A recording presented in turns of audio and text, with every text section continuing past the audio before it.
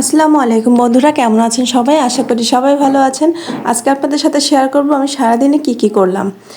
ছোট্ট একটি blog share করব।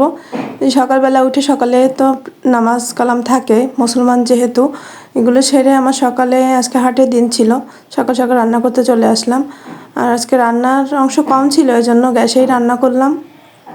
এই জন্য আপনাদের সাথে বেশ সারাদিনে যে রান্নাটা আমি শেয়ার করতে পারলাম।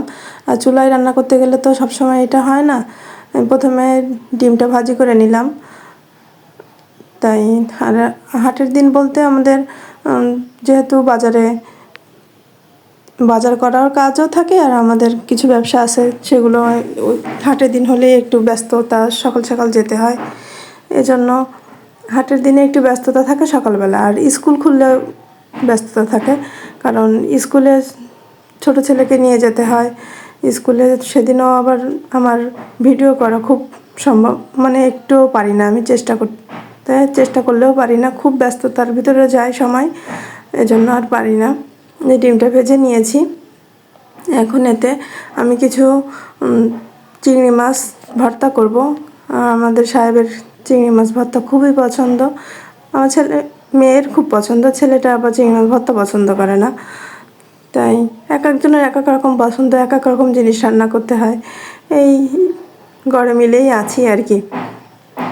তারপরে আমি কিছু পেঁয়াজ, একটু রসুন আর কাঁচামরিচ ভেজে নিচ্ছি, তাতে ফ্লেভারটা ভালো আসবে ভর্তায়। আর এতে কাঁচা মরিচও আমি ব্যবহার করেছি, কারণ কাঁচামরিচের আলাদা একটা ফ্লেভার, ভাজা মরিচের আলাদা ফ্লেভার, কাঁচামরিচের আলাদা ফ্লেভার। যে পানি দিয়ে বা চিংড়ি মাছগুলো সিদ্ধ করে নেব একটু লবণ হলুদ দিয়ে। চিংড়ি মাছটা আমার কাছে এমনি বেটে ভর্তা করলেও ভালো লাগে, আর হাত দিয়ে যে গোটা গোটা থাকে, হাত দিয়ে আর কি পিষে যে ভর্তাটা, ওটাও ভালো লাগে। তো আমাদের পরিবারে এক একজনের এক এক রকম। বারবার এই কথাটাই আসবে, কারণ আমি যেখানে থাকি আমার ছেলে মেয়েদের একরকম পছন্দ, আমার হাজব্যান্ডের একরকম পছন্দ, আর আমি নিরামিষ, আমি সব ধরনের পছন্দ করি। তবে মাঝে মধ্যে ওদের পছন্দও করি, আমার পছন্দও আমি চেষ্টা করি। আমার পছন্দ করলে আবার দেখা গেল আর দুজনের সমস্যা হলো। আমি আবার সব ধরনের খাই, তো তাতে কোনো সমস্যা হয় না খাবার নিয়ে। বেশিরভাগ ওদের পছন্দই আমি সব কিছু করার চেষ্টা করি। এটাই তো, বাড়িতে থেকে যদি তাদের কাছে থেকে তাদের ভালোবাসা পাই, তাদের জন্য একটু করে এইটুকুই করার চেষ্টা করি সব সময়। চিংড়ি মাছটা এই সিদ্ধ হয়ে গেছে। চিংড়ি মাছে বেশি জাল লাগে না কখনোই। চিংড়ি মাছটা অনায়াসেই অল্প জালে হয়ে যায়। চিংড়ি মাছ, ইলিশ মাছ এগুলো অল্প জালেই রান্না হয়, যে পানিটা টেনে গেলে। এরপরে আমি আগের দিনে আলুর দম করেছিলাম, তাই ছিল, আর ডাল। এজন্য আর সকালে আমি অন্য কোনো খাবার বেশি রান্না করিনি। এগুলোই গরম করে নিচ্ছি, ভালো করে জাল করে নিচ্ছি। এই ছিল আমাদের সকালের খাবার। তার ভিতরে আমি করেছি কি, এগুলো জাল করে রেখে দিয়ে আমি যখন ভাত খাই তখন বালা চাউ দিয়ে চিংড়ি মাছ ভর্তা করে খেয়েছি, এত মজার সেটা। যে আমার রেসিপি, আমি একটা রিল ছেড়েছি, যারা আমার ভিডিওটা রেগুলার দেখেন বা আমার আইডিতে যুক্ত আছেন তারা অবশ্যই দেখতে পাবেন। মানে খুবই মজার এই জিনিসটা, বালা চাউ। আর বালা চাউটা আমার খুব পছন্দ হয়, কারণ আমি শুটকি পছন্দ করি। তাই আর কেউ না খেলেও আমি খেয়েছি। এই হচ্ছে আমার আলাদা খাবার আর কি। এরপরে ওই আলুর দমের কড়াইতেই আমি ডালটা গরম করে নিচ্ছি, কারণ এখানে আলুর দমের কড়াইটা ধুয়ে নিইনি, কারণ আলুর দমের এমনি আলাদা একটা টেস্ট, ওই ঘ্রাণটা থাকলেও ডালটা বেশি ভালো লাগবে। চিংড়ি মাছ ভর্তা করা হয়ে গেছে। এরপরে এই যে আমি চিংড়ি মাছ ভর্তা ওদের জন্য সব উঠিয়ে রেখে আমার জন্য যতটুকু, সেটুকুর ভিতরে বালা চাউ দিয়ে তারপর একটু আমের আচার দিয়ে নিয়েছিলাম, এতটা মজা হয়েছিল। আর আমের আচারের তেলটা জন্য আরও কেমন যেন বেশি মজা হয়েছিল। ভাত মাখালে একেবারে মুখের ভিতরে যে কেমন যেন মজায় ভরে যাচ্ছিল। এরকম করে তারপরে সকালে খাবারটা তো হয়ে গেল, ওনাকে বাজারে পাঠিয়ে দিলাম। আর এর ভিতরে আবার বৃষ্টি তো প্রতিদিনের একটা অংশ হয়ে গেছে। বৃষ্টি প্রতিদিনই কিছু অল্প স্বল্প হচ্ছে। এই জন্য সব দিকে পিছলে পিছলে হয়ে যাচ্ছে, বাড়িঘর শুকাচ্ছে না। আর 12টার দিকে বাজার করে নিয়ে চলে আসছে। আজকে যেহেতু মুরগি আনছিল সেটা আমি দেখাইনি, সেটা আমি কোটার সময় তখন দেখাইছি। এই বাজারগুলো আবার গুছিয়ে রেখে এক এক করে। আমাদের বাড়িতে সবসময় আলুটা খুব ভালো চলে, কারণ এক একজনের এক এক রকমের সবজি পছন্দ। কেউ হয়তো একটা খায়, তার একটা খায় না, এই করে আলুটা সব সময় চলে। আর সকালবেলা তাড়াহুড়োর মাঝে মনে করি যে আলুটা রান্না করাই সব থেকে সহজ, কারণ সবজি কেটে ধুয়ে রান্না করতে বেশি সময় লাগে। আমার মেয়েটা চলে যায় 7টার দিকে, 7টার পরপরই তাকে খাবার দিতে হয় এবং সে 8টার ভিতরে চলে যায়। আবার ছেলেকে নিয়ে 9টার ভিতরে আমার রওনা হয়ে যেতে হয়।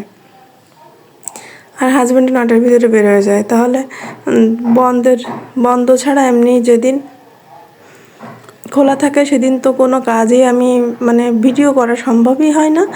আজকে বন্ধ ছিল তাই আর কি সব ভিডিও করলাম। সে বাজার থেকে আসার পর বাজারগুলো তুলে নিয়ে গাছ থেকে একটা পেঁপে মানে গাছ পাকা পেঁপেও ছিল, তাই তাদেরকে কেটে কেটে খেতে দিলাম। তার বাজার থেকে আসার পরেই তাকে কিছু না কিছু খেতে দিতে হয়। বাড়িতে যা থাকে, লেবু থাকলো তাই মাখায় দিই, কখনো পেঁপে থাকলো বা এ ধরনের সবাই। আর পেঁপেটা ওরা খেতে খুব পছন্দ করে, আমার হাজব্যান্ডও, আবার আমার ছেলেটাও। ওরা খুব আর পেঁপেটা ছিল খুবই মিষ্টি। এই যে এবার আবার কাটাকাটির পালা, কারণ প্রায় 1টা বেজে গেছে।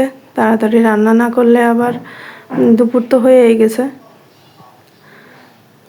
তারপর সব কিছু কেটে ধুয়ে আলু দিয়ে মুরগি রান্না করছিলাম। আর যেহেতু ডাল ছিল, দুপুরের খাবারটা আমরা ওভাবেই চালিয়ে দিলাম। মুরগিটা কেটে, আর আমরা তো অল্প মানুষ, 4জনই, মুরগিটা পুরোটাই রান্না করিনি, কিছুটা উঠিয়ে রেখে পরিমাণ মতন আমাদের দুপুরের জন্য রান্না করলাম। আর ওই একসঙ্গে কেটে গুছিয়ে ফ্রিজে রেখে দিলাম, যেটুকু যা আমি কেটে নিয়ে দুপুরে রান্নার জন্য গুছিয়ে নিলাম। আর একার হাতে সব কিছু করতে হয় তো। মেয়েটাও মাঝে মাঝে হেল্প করে, কিন্তু এ সমস্ত কিছু বোঝেও না, পারেও না, আর ওকে কখনো ডাকিও না। এই টুকটাক একটু বড় হয়ে উঠতেছে, এখন একটু টুকটাক করতে দিই। একটু ঘরটা গোছালো, একটু কাপড়টা গোছালো, মেয়েদের একটু টুকটাক করেই আস্তে আস্তে শিখুক, এখনও বয়স তো বেশি হয়নি। আমরা তো মেয়ে জাতি, আমাদের যেখানে যাই না কেন সেখানেই করে খেতে হবে। আমার যখন বিয়ে হয়েছিল তখন আমি একটা মুরগি কাটতেও কীভাবে জবাই দিতে হয় সেটাও জানতাম না। মানে সবার আদরের ছিলাম তো, 7 ভাই বোনের সবার ছোট, আর মারও কাছেও সবার ছোটো, একটু আলাদাই বেশি বড় হয়েছি। কিন্তু কাজ যে বুঝতাম না তা না, বুঝতাম, কিন্তু ওই যে করার অভ্যাস যেটা, সেটা কখনো ছিল না।